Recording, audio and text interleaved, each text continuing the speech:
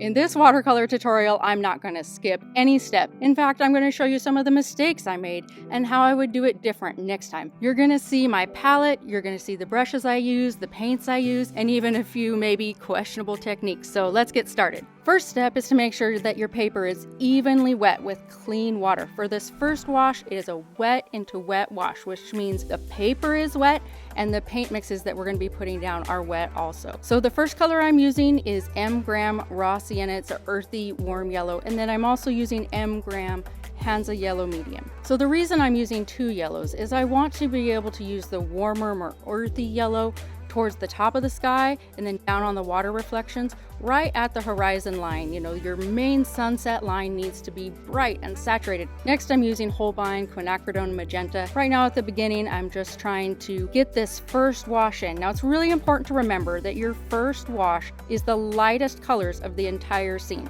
So they really set the tone, and you don't really want to leave any white, especially since this is a sunset scene. There wouldn't really be anything that is pure white.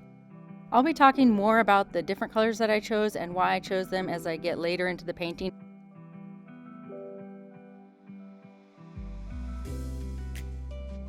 Before starting any painting, there are these steps that you want to take. You want to set your goals for the painting, and then you want to plan your steps, how you're going to accomplish those goals. And then also third, to think about what pitfalls that you want to avoid, maybe things that you've learned in the past and you want to not do in this painting. This is one reason why I strongly believe that there are no failed paintings, because if we're learning from each painting, we're learning what we want to take forward into the future paintings. Nothing is wasted, nothing is a failure. So my goals for this painting are for it to have a feeling of peacefulness, of a quiet atmosphere. The sun is setting, the water is fairly still, and for it to have a sense of depth with a distant horizon and then an intermediate shoreline. The closest and most detailed objects are going to be the trees and then the water reflections.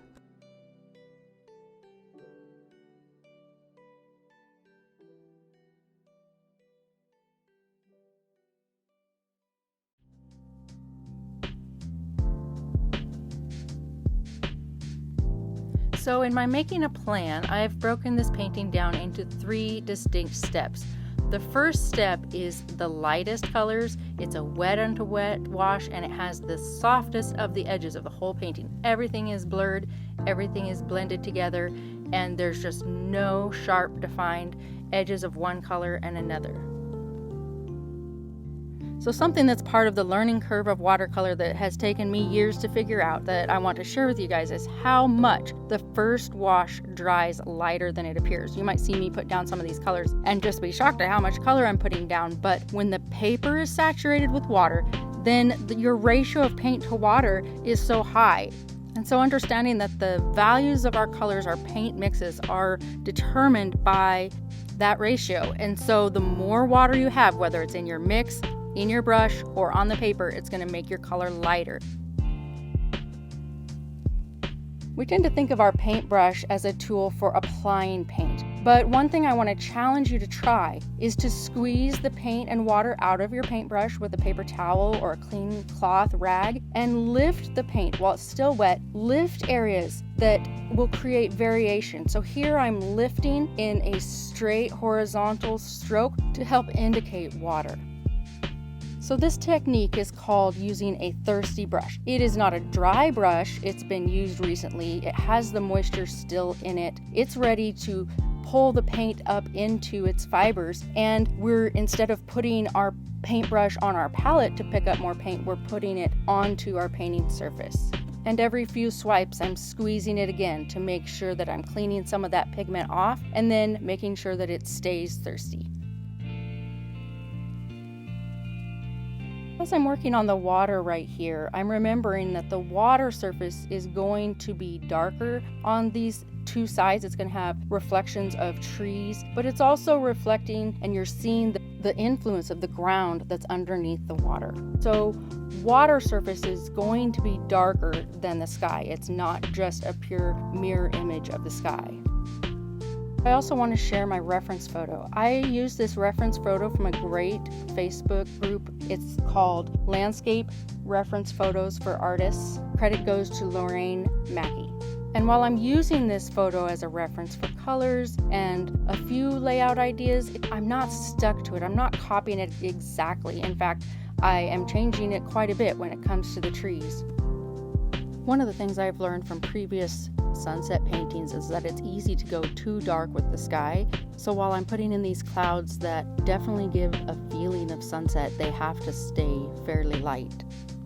First, I laid in the shadow side of the cloud, and then I'm going to lay in the brighter magenta color to be the sun-struck side of the cloud.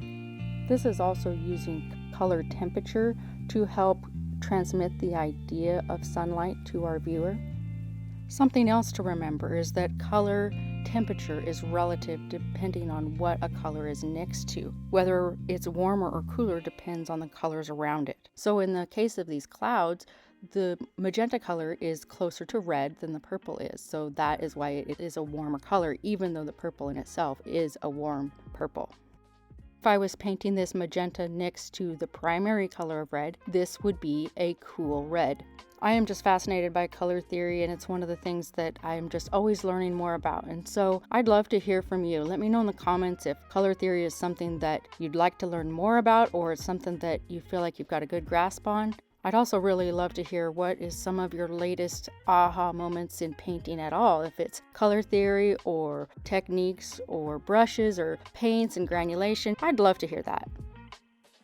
As I'm working down towards the horizon, I'm making smaller marks for smaller clouds and then also making them lighter in value. They're not as dark as the ones that are more overhead.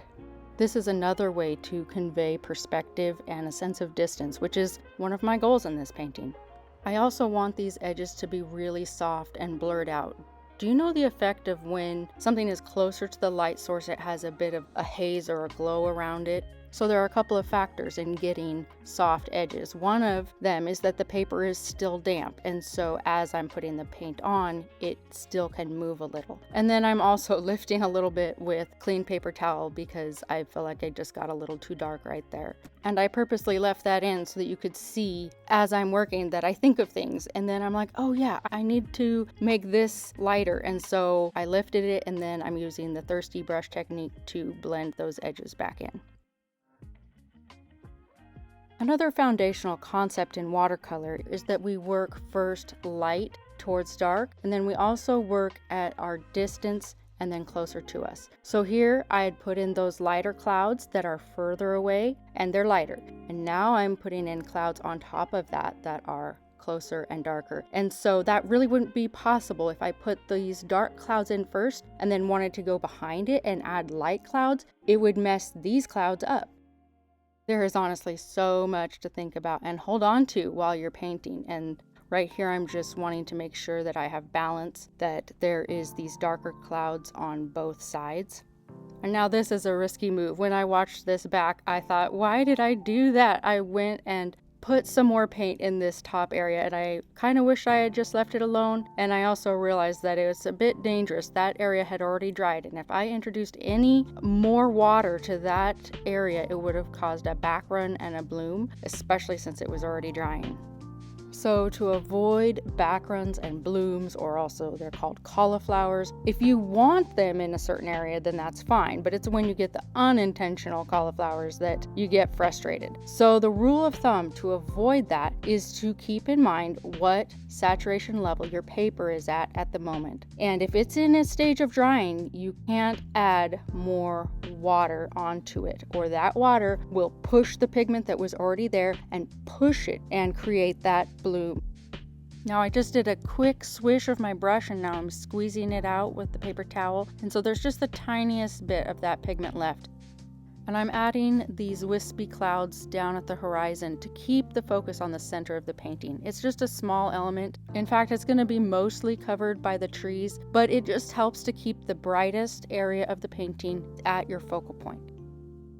I'm finished now with the sky and the lightest colors in the water, so I'm starting to make a darker mix for the land forms. This is a mix of the Payne's Gray, Holbein Quinacridone Magenta, and Raw Sienna.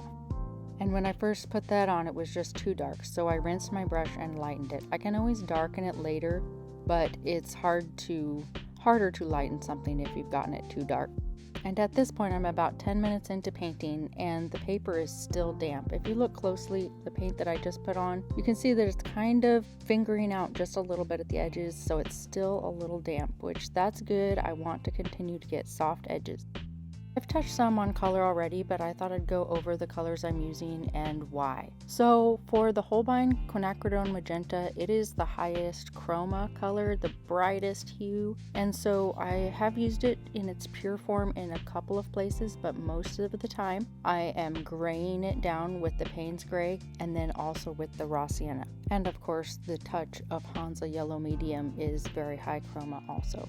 When choosing which colors to use, we also want to think about our goals and how best to accomplish that. Higher chroma colors have a lot more energy and a vibrant feeling, and so I wanted to be sure to have a lot of grays so that this stays a soothing feel.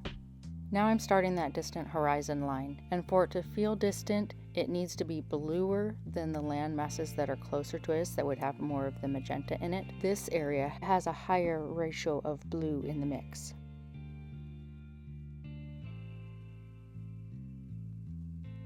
I have a lot of watercolor artists that I admire who I would consider mentors, and one of them is Oliver Pyle. I will link to his YouTube channel down below. But one of the things that I've learned from watching him is that every wash, every area has variation in light and shadow and also in color. So even this area, though it's background, it's not the point of the painting, I'm wanting to give it some variation.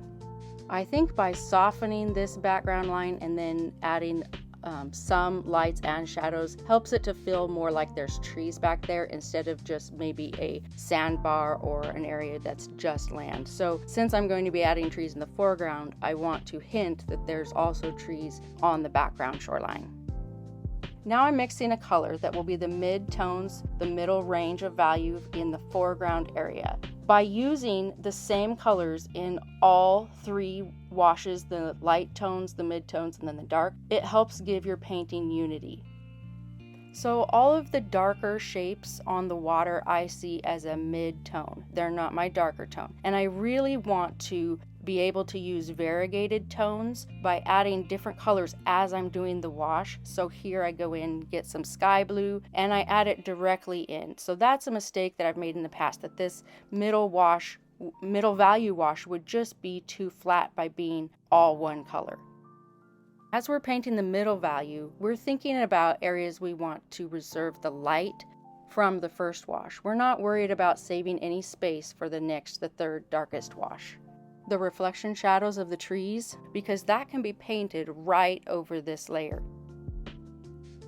As I'm choosing which colors to use for this mid-tone, I'm thinking about how this is reflecting the darker elements of the sky and not the light itself. I also am making sure that this area is dark enough. If your mid-tone is not much different than your first layer, really won't give the effect of light. Your mid-tones need to be strong. It truly is the contrast that tells us that these are water reflections. There has to be that sharp contrast between the two values. And keeping all of the brush strokes horizontal also really helps to give the impression of water. So another thing I'm thinking about compositionally is that I don't want any of these light reflections, like the light brights, on the very edge of the painting. Now in the photo, there are brights out at the edge, but as a painter, you need to make decisions that help keep your focus or keep your viewer's focus right where you want it to be and not lead their eye out of the painting. So one way of doing that is making sure that there's no bright or sharp contrast at the edge of your painting.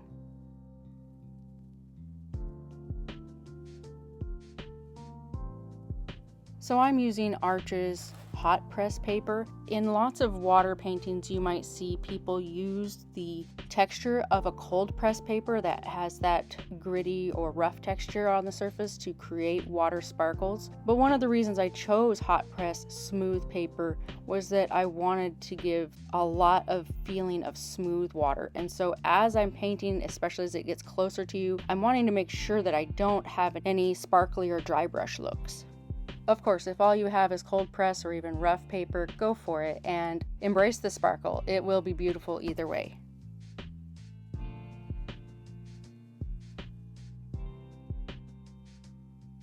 At this point in the painting, you'll want to look at your painting and evaluate what needs to be changed or tweaked or lightened or softened. There's just so many things to look for, but I can't necessarily tell you exactly what that's going to be on your painting. When I teach my in-person workshops, it's so fascinating to see how with the same instruction, everyone has a different painting, and so the feedback or what needs work or what needs softened is different on every single painting.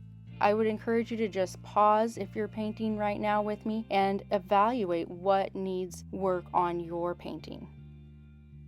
So in evaluating your middle tones or your second wash, you want to look for whether or not you've accomplished your goals. And for me, I wanted to have variation, different colors and different tones within that middle wash. And I think I've got it okay. It could be better. I wish I had a little more blue down in the water reflection. But at this point, it's just so important to remember that you have one more really important step, and that's adding in your darks. Sometimes I feel like this is the ugly duckling stage of painting, so don't be too hard on yourself.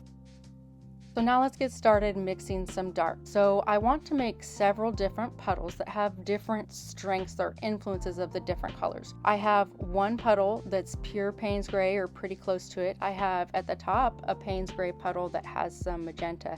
And then in the lower section, I have Payne's Gray mixed with the raw sienna and a little bit of palette mud. So I have switched to a liner brush. Another interesting thing, and it's not a hard and fast rule, but that in general, we start our paintings with bigger brushes and then we work gradually towards smaller and smaller brushes. Now this is a liner brush, and that means it has long bristles that are thin, and it actually makes really nice foliage if you just kind of mash it. If you are too picky with it, it makes really precise looking foliage, which I often will soften with my finger. You'll see that in just a little bit. But if you kind of just mash it against the paper in various ways, it creates a very nice foliage. And speaking of foliage, one of the reasons I liked this reference photo was the way these trees in the middle had a more open feel. And so I'm going to be making all of the trees like that. I'm not going to be making any of the heavier or darker trees. That's just going to be the place where I kind of have to just make it up, which is also a place where I can tend to make mistakes because I can make things look too uniform. It seems to just be kind of a default that we want to make things look neat and organized. In nature, things aren't usually neat and organized, and so it can have a really stiff feel if our trees are kind of lined up in an orderly fashion. So the trees are silhouetted, but even within those silhouettes, I want to have some variation of color and tone. The raw sienna mix I'm using for the foliage and even some of the branches at the middle of the painting. And for the trees to feel rooted and connected to the ground, I'm doing this all kind of in the same step. I'm not painting the ground first and then the tree. I'm connecting them all together in this dark tone. So the trunk area and the branches, I try to make some of it broken lines, not continuous lines. I want there to be an effect of light skipping over the branch and the way that sometimes your eye loses sections of an object.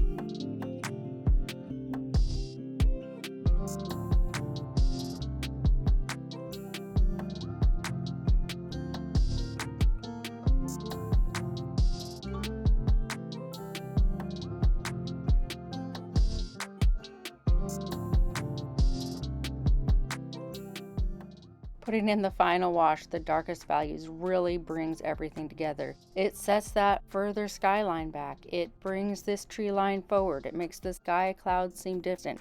This is just the best and most exciting part of the painting and the most time consuming. But I also do want to be careful that I'm not over detailing anything, that these are shadow and silhouette shapes. They're not very distinct or detailed in themselves.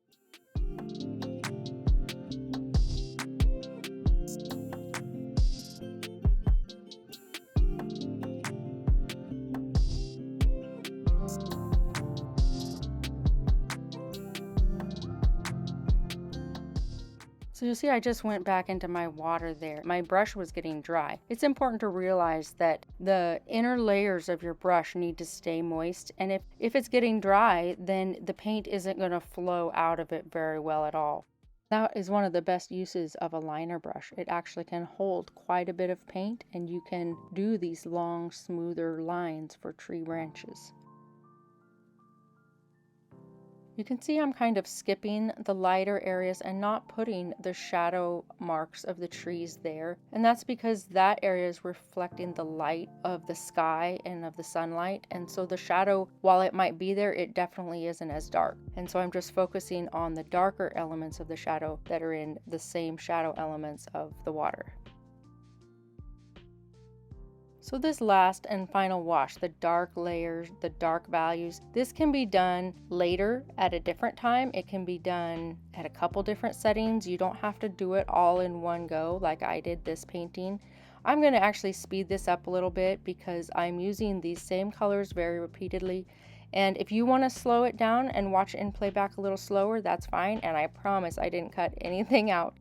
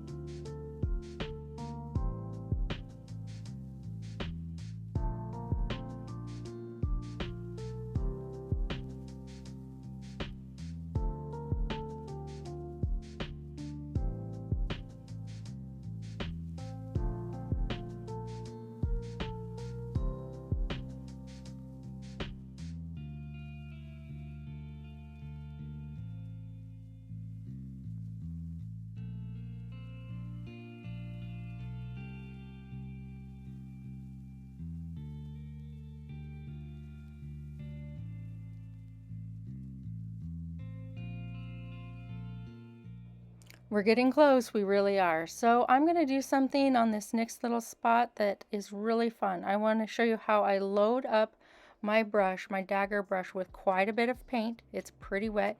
And then I use this dry fan brush and whisk up some little marks that look like grasses.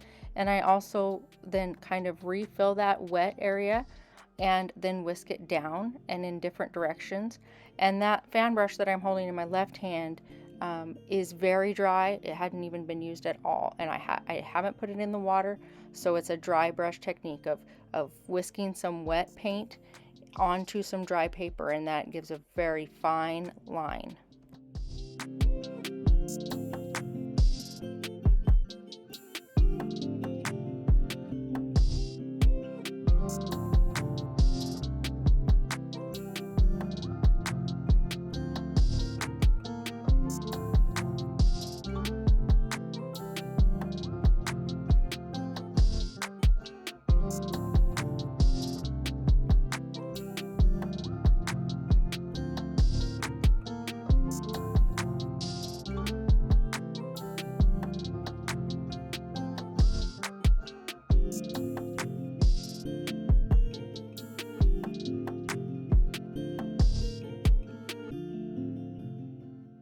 So if you've made it this far in the video, thank you so much for watching. I really appreciate it.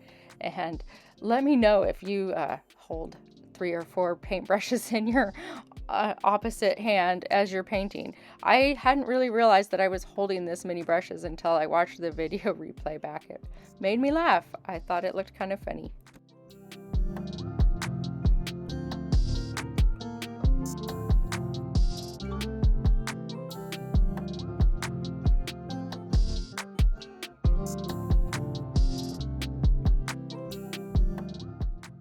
And this is one of my favorite moments in the whole painting. I am kind of struggling with these grasses and they're looking a little much, and I'm kind of wrestling with myself trying to decide what I need to do to finish off this area. And then I just smudged it with my finger and it perfectly lightened it, so that's that middle area where I'm wanting to have the effect of the light really coming through. It's still giving the idea that those grasses are there, but they're much, much lighter than they are where the banks are more solid. And that's one reason why I just love painting watercolor so much. There's just always something to discover. It feels like sometimes you don't even know what you're going to learn when you start a painting, and then you learn something, and it's such a wonderful feeling, and I am just so excited to share this with you. And as always, I want to encourage you that if you're just starting out, understand that I have been painting every day for 4 years and I've been studying as much as I can. And this comes with practice. It is not an inborn talent, but the greatest thing about that is then it means that it can be learned. Anyone can learn to paint. And just like most things in life, the things that are worth having take work and time to achieve. I would love to connect with you and hear if you've painted this along with me. Thanks for watching.